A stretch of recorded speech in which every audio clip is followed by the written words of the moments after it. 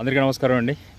So ఈరోజు నేను ఈ పీఎం సూర్య గారి గురించి మీతోటి చర్చించాలనుకుంటున్నాను. ఇదేంటంటే ప్రధానంగా ఈ సౌర విద్యుత్ ఏదైతే ఉంటుందో సోలార్ ఎనర్జీ, సో దాన్ని జనరేట్ చేయడం ద్వారా విద్యుత్ శక్తి వినియోగం పెరుగుతున్నటువంటి విద్యుత్ శక్తి వినియోగాన్ని పూర్తిగా దేశ ప్రజలకు ఉచితంగా అందించాలనేటటువంటిది ప్రధానమంత్రి నరేంద్ర మోడీ గారి లక్ష్యం అండి.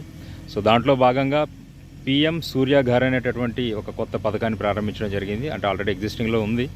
సో దీని ద్వారా ఎవరైతే సోలార్ ఇన్స్టాలేషన్ చేసుకుంటారో సో వారికి కేంద్ర ప్రభుత్వం ఒక 78,000 రూపాయలు సబ్సిడీ రూపంలో నేరుగా వారి అకౌంట్లోనే జమ చేస్తూ ఉన్నారు. అదేవిధంగా గతంలో దీనికి సంబంధించినటువంటి జిఎస్టీ ఒక 13.9% ఉండేది.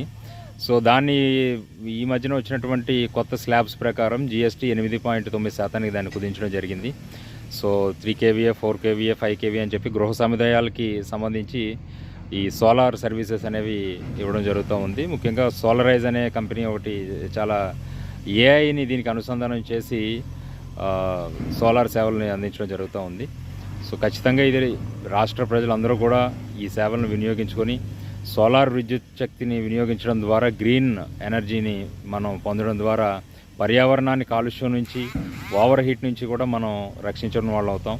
సో ఒకసారి ప్రతి ఒక్కరు కూడా దీని గురించి ఆలోచించాల్సినటువంటి అవసరం ఉంది. రాష్ట్రం మొత్తం కూడా 2 తెలుగు రాష్ట్రాల ప్రజలు దీన్ని ఒకసారి చర్చించి ఖచ్చితంగా ప్రతి ఒక్కరు కూడా ఈ సోలార్ దిశగా సోలార్ విద్యుత్ శక్తి వినియోగం ద్వారా సోలార్ విద్యుత్ శక్తి పెంపొందించడం ద్వారా అటు రాష్ట్రానికి కానీ ఇటు దేశానికి కానీ పర్యావరణానికి కానీ అన్ని విధాలా మంచి చేసిన వాళ్ళు అవుతాం.